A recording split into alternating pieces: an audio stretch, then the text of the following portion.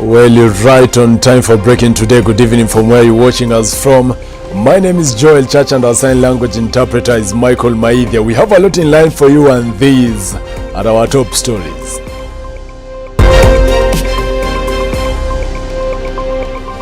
That was a tribal meeting of Western region, with some sprinkling of some leaders from other regions here and there.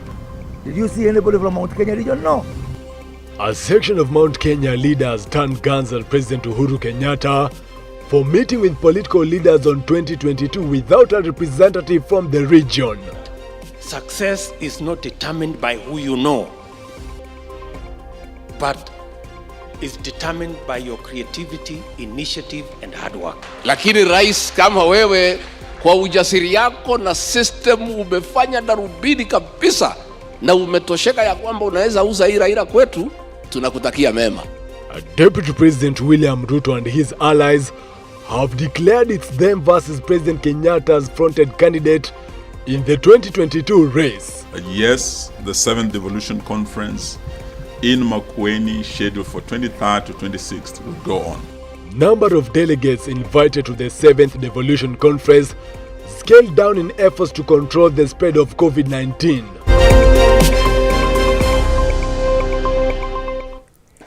Well, talk to us via social media platforms at CTV Kenya, Joel Chacha M on Twitter, as well on Facebook, CTV Kenya and Joel Chacha. Send in an SMS via 111-444-111. We begin with matters of politics of a region that is facing a leadership vacuum in the national politics. For the first time in 19 years, Mount Kenya leadership is on the crossroads. A section of leaders from the Mount Kenya region have strongly criticized President Uhuru Kenyatta's meeting at the State House Mombasa 2 days ago. Robert Oma with more.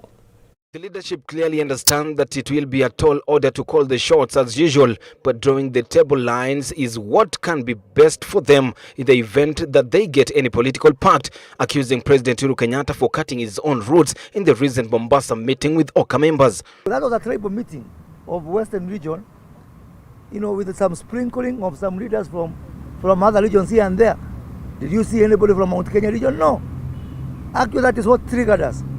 How can you parade leaders from other regions and our region, which has got deeply vested interest, was not represented?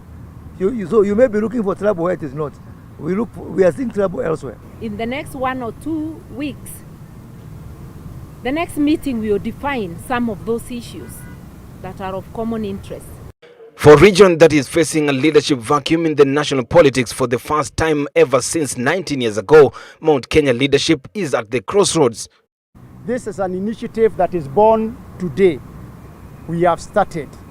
The same way Jesus, coming from Bethlehem, started gospel in Judea. Today we have moved to Judea to start the gospel, uniting our region and uniting the nation. A section of Mount Kenya leaders are accusing the president for betrayal by leaving them out of the Mombasa State House meeting. What was thought to be already a settled matter, the kingmanship of the mountain region, is now fumbling. We recognize that UDA is a political party represented in Mount Kenya region. So we are also going to invite them to this forum. We recognize that Jubilee is also a party recognized in Mount Kenya region. We are also going to invite them in this forum and many others. With only 1 year remaining to the general election, the question of unity on the mountain is unveiling, with a section of Mount Kenya leaders now pushing to be heard. Robert Uma, Switch TV in Nairobi. Meanwhile, Deputy President William Ruto and his allies have declared it's them versus President Uhuru Kenyatta as a fronted candidate in the 2022 race. The remarks is an apparent attack towards ODM party leader Raila Odinga and the One Kenya Alliance team that met President Uhuru Kenyatta in Mombasa on Tuesday. Harich Mayor with more. Deputy President William Ruto has challenged One Kenya Alliance OCA members to stop being pests on the president to gain popularity among Kenyans and dared them to sell their own agenda to the public without involving the president. This comes after the members met President Kenyatta 2 days ago at State House Mombasa, days after Mudavadi, Wetangula and Kalonzo exited the National Super Alliance NASA, citing bullying and betrayal by the ODM party and joined OCA for the upcoming 2022 elections. Changed our priority and brought a selfish agenda to change the constitution so that they can share positions and share power. When that did not happen, they dismembered their own NASA. Now they are camped in State House. The DP argues that the president should be wise enough not to pass the baton to those who never campaigned or voted for him in his past 2 terms. Huyo rais ambaye wamemtembelea hawajawahi kumpigia kura hata siku moja. Hawajawahi kumtafutia kura hata siku moja. Hawajaenda pale kumsaidia atimize ile agenda alikuwa naye ya Wakenya milioni 45. The agenda of the meeting is reported to also have been about Uhuru's wish of uniting the 5 OCA members in an effort to form a formidable team to face his deputy in 2022, who has fallen out with the president in their 2nd term in office. Sasa hata hao watu 7 kusikizana ni ngumu. Wengine wasalimiwe, wengine wako kando. Kalonzo kwenda State House juzi, anakuja anaambia wengine tumeanzisha chama inaitwa sijui New Kenya, kujeni sisi. Raila ukitaka utuunge sisi, ukuje pamoja na sisi. Huyo wako kando. Raila naye anakuja hapa anasema mambo ingine. Ruto allies now say that it is evident that BBI was all about sharing political posts and had nothing to do with the interest of Kenyans. Madira Member of Parliament Rigathi Gachagua further daring the president to rally behind Raila Odinga instead of his own deputy come 2022. Kusukuma hii Raila hapa kwetu, hii ni kuuza nguruwe Saudi Arabia. Success is not determined by who you know, but is determined by your creativity, initiative, and hard work. The deputy president has also urged the same government he is serving to give him space to do his campaigns like other aspirants without being threatened right, left, and center. Reporting for Switch TV, my name is Harriet Chimea. Now, away from matters politics, the number of guests invited to the 7th Devolution Conference that is expected to be held in Makueni County between 23rd to 26th of this month has been lowered from 6,000 to less than 1,000. According to the Council of Governors, the decision is aimed at curbing the spread of the COVID-19. Sasa Munga has more. The Council of Governors Organizing Committee of the 7th Devolution Conference, together with the county government of Machakos County, today met with media editors in the country to discuss on what is expected on matters climate change. The development partners, both bilateral and multilateral. The theme of the conference is multi-level governance for climate action. The sub-theme is subnational mobilization in unlocking the full potential of climate action during and after pandemics. With the suspension of last year's devolution conference due to the current pandemic, this year's infection rate has led to the reduction of the number of visitors attending the conference. Yes, the 7th Devolution Conference in Makueni, scheduled for 23rd to 26th, will go on. This decision has been made, as my co-chair has said, after wide consultations, particularly with the Ministry of Health and all stakeholders. But it will go on in a different mode. It will not be like the 6th and the 5th in Kakamega and Kirinyaga.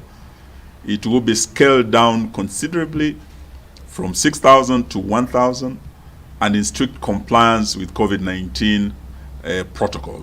Makueni County has, however, taken measures to ensure the observance of the Ministry of Health protocols. The areas of the conference will be secluded so that you can't gain entry without going through the appropriate gates where you demonstrate your compliance, and of course you begin to observe the protocols. Initially, the premises were for 6,000 people, and even with 6,000 people, there was provision for COVID, the 1.5 meter rule. But now, if they take like 1,000 people, there will be adequate space, to speak. According to the Ministry of Devolution, the 7th Devolution Conference will be the last to be held. We agreed in the last devolution conference that instead of having annual devolution conferences, we'll be doing them biannually. So instead of doing another one next year, we'll be doing them after every 2 years. This would allow for implementation of resolutions, because we realize sometimes we'll be meeting for the next devolution conference before the previous resolutions are. President Uhuru Kenyatta is expected to open the devolution conference officially on the 24th, with the Deputy President William Ruto expected to close it on the 26th of this month. Saza Munga, Switch TV. Elsewhere, Interior PS Karanja Kibicho has promised the over 100 families who are victims of Shauri Moyo fire of government support. This comes after over 100 families' homes were razed down by a dawn fire in Shauri Moyo last week, destroying a known amount of properties and rendered families homeless. The PS has ordered the local leaders to present the details of the victims as soon as possible.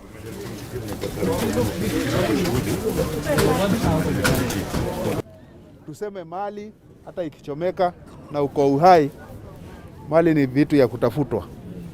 Sasa tuko hapa kama serikali, najua iko chakula, tuko naye, tuko na unga, tuko na mahindi, na nimeambia RC ajue ile system atatumia, ndio wale watu waliadhirika jana angalau wapate kitu ya leo. Alafu nimemwambia, nimempea siku 5 akuwe ameleta hiyo register, ndio tuone hata kama si compensation tunawapea, ni vipi tutapanguza machozi kidogo.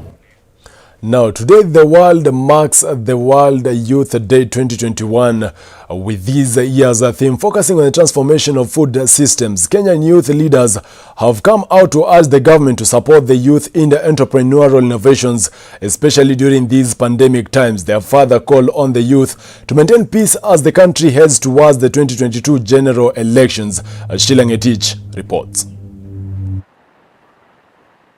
As youth around the world mark World Youth Day, Kenyan youth have called on the government to support their deliberate efforts in saving the malfunctioning food system in line with this year's theme, Transforming Food Systems, Youth Innovation for Human and Planetary Health. Those programs, like we have a program like Kenya Climate Smart Agriculture, the youth have a percentage, about 30%, to apply and get funds which are able to assist them to improve production. Moreover, as the pandemic continues to ravage the country, the youth leaders have further called on the government to step up investment in the health system, especially in the fight against COVID-19.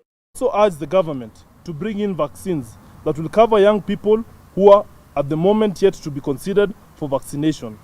This puts them at risk, given that other countries in the world have made vaccines available to the young people.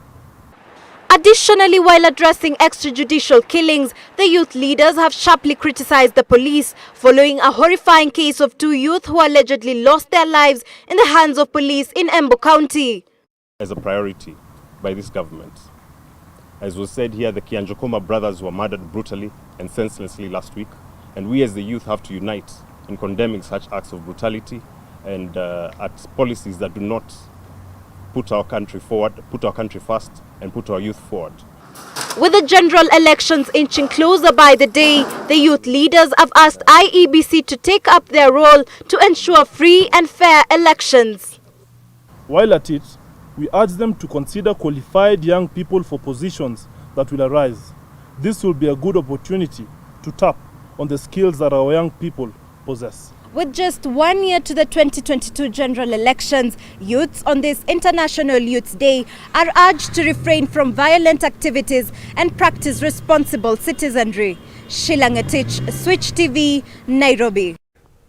Well, we are due for a short commercial break, but before that, today Kenya has recorded 1,546 new COVID-19 cases. That means the positivity rate is now at 15.9%. We now take a short commercial break. We'll be back with more. Stay tuned.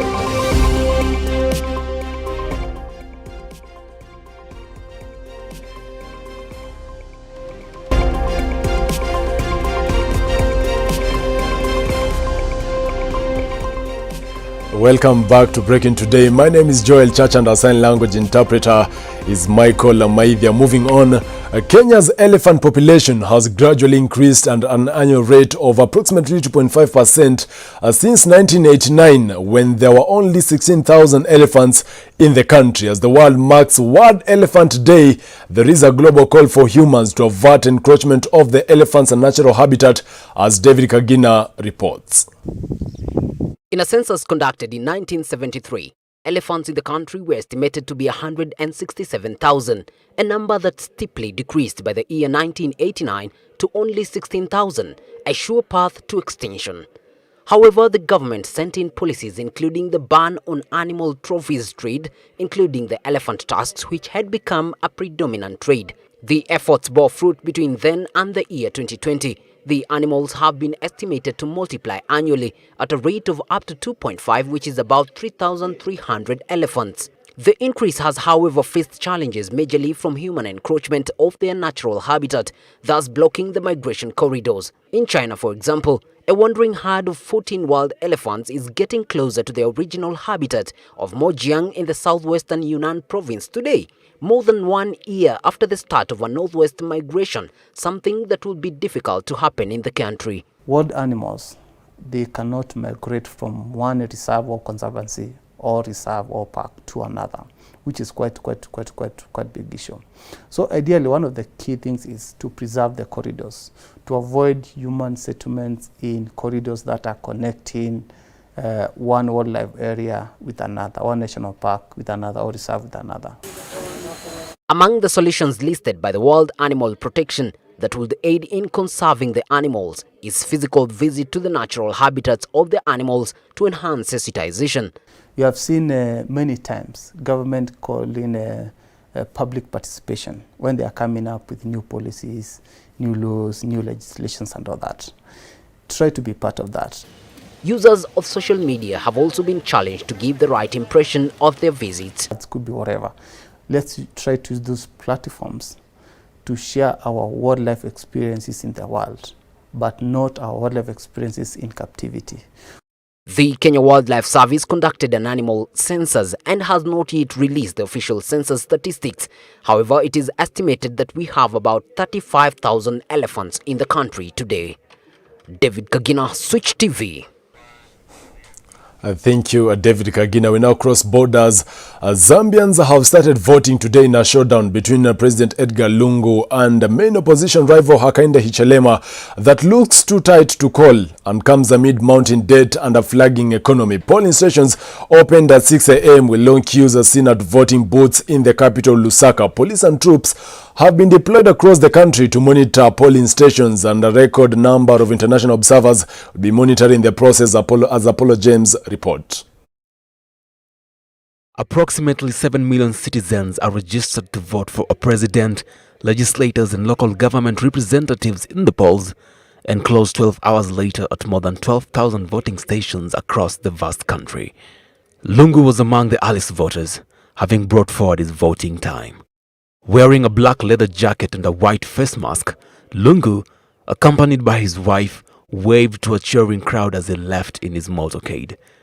Lungu came to power in 2015 after winning a disputed snap election to finish the term of President Michael Sata, who died in office.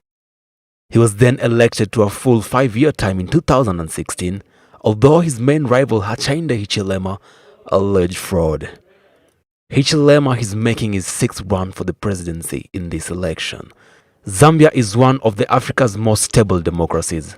Statistics from the Electoral Commission of Zambia shows that some 54% of registered voters are 35 years old or younger. The country will go for a second round vote if none of the candidates get more than 50% of the votes cast in this election. In November last year, Zambia became the first African state to default on part of its debt during the coronavirus pandemic. It will be among the continent's slowest growing economies this year, the International Monetary Fund estimates. Analysts say the result of the closely fought election will set the tone for investment in the copper-rich Southern African nation with a population of 17 million people. Apollo James, Switch TV.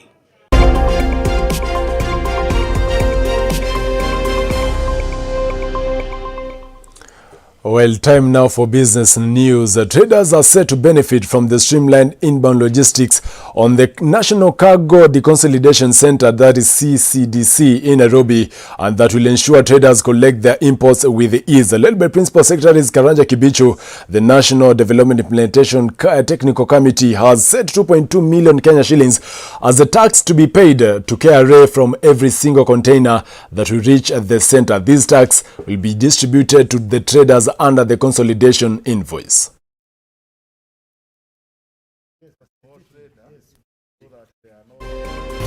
A value of 2,200,000 shillings was arrived at, so that every container that comes here, as long as it is from consolidation, KRA will be paid 2,200,000 Kenya shillings. And it is therefore upon the small traders to know how to divide that money amongst themselves based on the volume they occupy in that container. This has been made possible because the regulators have camped here to ensure that the consolidators are well regulated, to ensure that taxes are paid, and to ensure that there is order in this place. Meanwhile, the proposed Coconut Industry Development Bill 2021 has received a major boost after 3 senators from the coastal region pledged their support for the bill, saying that it will improve the coconut industry in the country. Senators Mohamed Faki of Mombasa, Issa Boy of Kwale, and Stewart Mazayo of Kilifi have said the bill that is at the public participation stage will boost production and improve the economic fortunes of the coastal region. The forum has brought together stakeholders from all the coconut growing counties of the coastal region: Kilifi, Kwale, Mombasa, Lamu, Tana River and Taita Taveta. Kuna sheria muafaka ambayo ilikuwa imeweza kuwekwa hapo awali kuona ya kwamba mti huu utaendelea mbele kusaidia katika maendeleo ya watu wa pwani. Mnazi upotezi chochote. Makuti unatumia kuwezeka, zile kuti zake unatumia kwa kufagia, nazi zenyewe naweza kutumia kwa chakula, yale makumbi ya minazi yanatumika kwa kutengeneza kamba. Tuna bodi ya chai, tuna bodi ya ya kahawa, tuna bodi zingine. Na sisi pia kama wapwani, huu ni wakati ambapo sisi viongozi wa pwani na pia tunashukuru serikali yetu tukufu kwamba iweze kutusaidia hii bili iweze kupitishwa na mnazi uweze kutambulikana. Elsewhere, Equitel has rolled out its fourth generation, that is 4G network service to offer customers improved internet banking services. The Equity Group's mobile virtual network operator says its a new 4G broadband service will offer faster browsing speeds to stream, download and upload. This comes at a time when most mobile network providers have been enrolling to 5th generation, that is 5G, from as early as March this year. Additionally, Equitel has registered 14% growth in customer transactions from 65.4 million in the first 3 months of 2021 compared to a similar quarter last year, according to Equity Group 2021 first quarter results. And the value of transactions grew by 163% from 160.5 billion Kenya shillings to 421.8 billion shillings in the period.